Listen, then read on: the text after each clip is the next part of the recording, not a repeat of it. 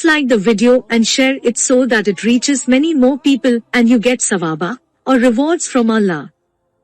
This could be a sawabe jariyah or continuous reward for you long after you are gone. Volume 2, Book 26, number 694. Narrated by Urwa from Aisha.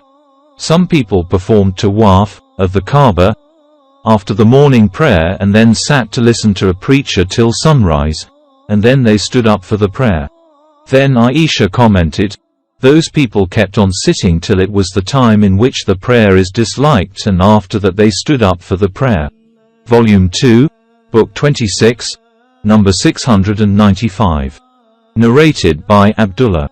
Heard the Prophet forbidding the offering of prayers at the time of sunrise and sunset.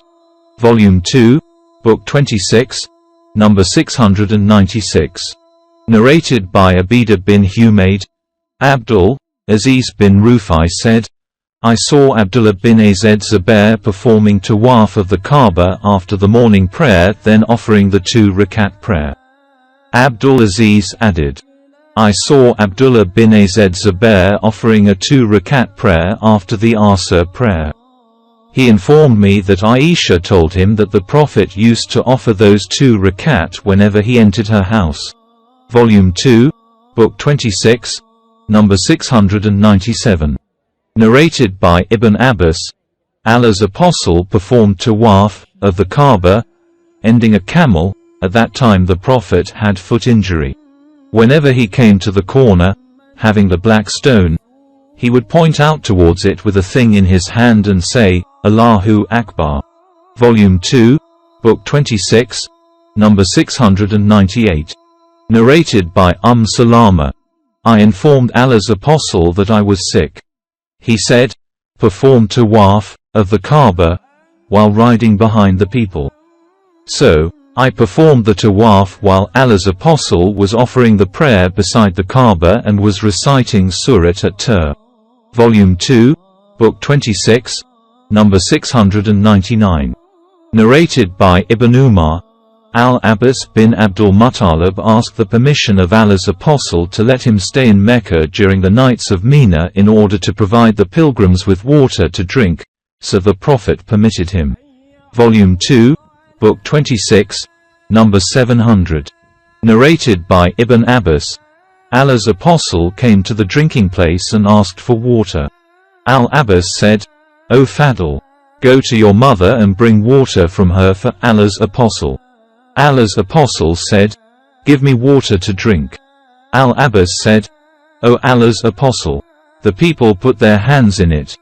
Allah's Apostle again said, "Give me water to drink." So he drank from that water and then went to the Zam well, and there the people were offering water to the others and working at it, drawing water from the well. The Prophet then said to them, "Carry on. You are doing a good deed."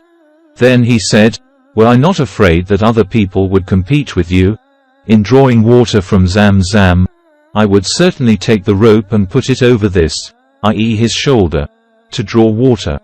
On saying that, the Prophet pointed to his shoulder. Volume 2, Book 26, number 701. Narrated by Ibn Abbas. I gave Zam water to Allah's Apostle and he drank it while standing. Asia, a sub-narrator, said that Ikrimah took the oath that on that day the Prophet had not been standing but riding a camel. Volume 2, Book 26, number 702. Narrated by Aisha. We set out with Allah's Apostle in the year of his last Hajj and we mended the ihram for Umrah.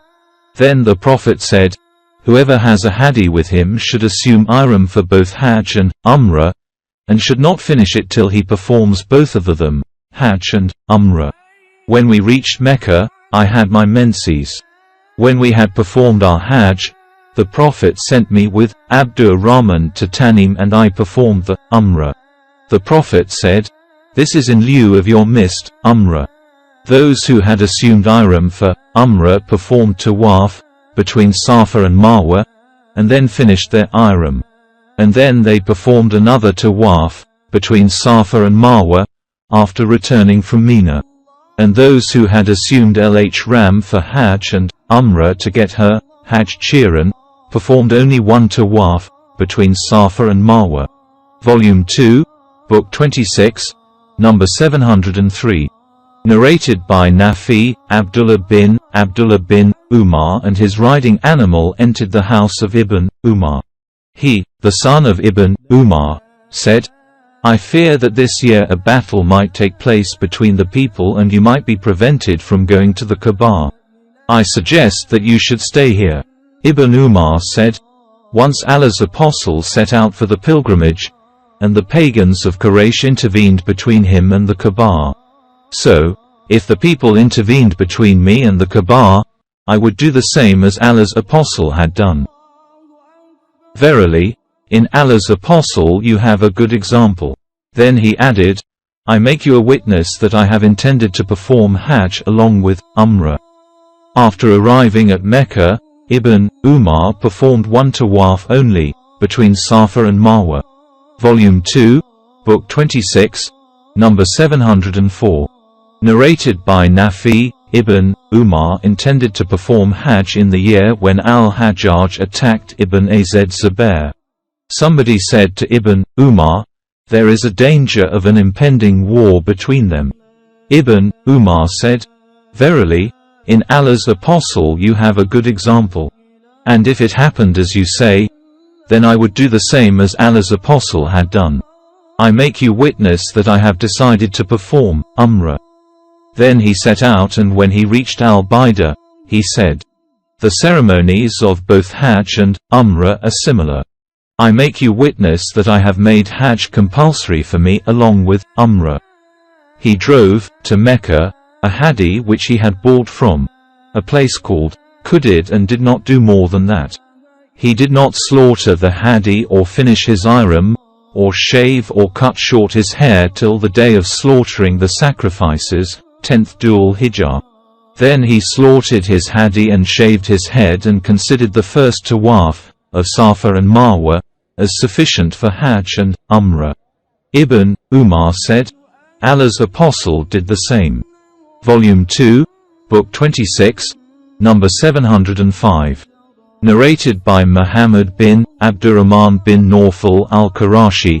I asked Urwa bin Zubayr regarding the Hajj of the Prophet. Urwa replied, Aisha narrated, when the Prophet reached Mecca, the first thing he started with was the ablution. Then he performed tawaf of the Kaaba, and his intention was not Umrah alone, but Hajj and Umrah together. Later Abu Bakr I performed the Hajj, and the first thing he started with was tawaf of the Kaaba, and it was not Umrah alone, but Hajj and Umrah together. And then Umar did the same. Then Uthman performed the Hajj, and the first thing he started with was tawaf of the Kaaba, and it was not Umrah alone. And then Muawiyah and Abdullah bin Umar did the same. I performed Hajj with Ibn Zubayr, and the first thing he started with was tawaf of the Kaaba, and it was not Umrah alone, but Hajj and Umrah together. Then I saw the Muhajirin, emigrants, and Ansar doing the same, and it was not Umrah alone.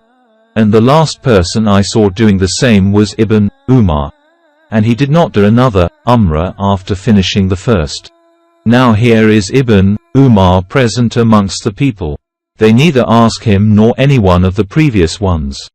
And all these people, on entering Mecca, would not start with anything unless they had performed tawaf of the Kaaba, and would not finish their ihram.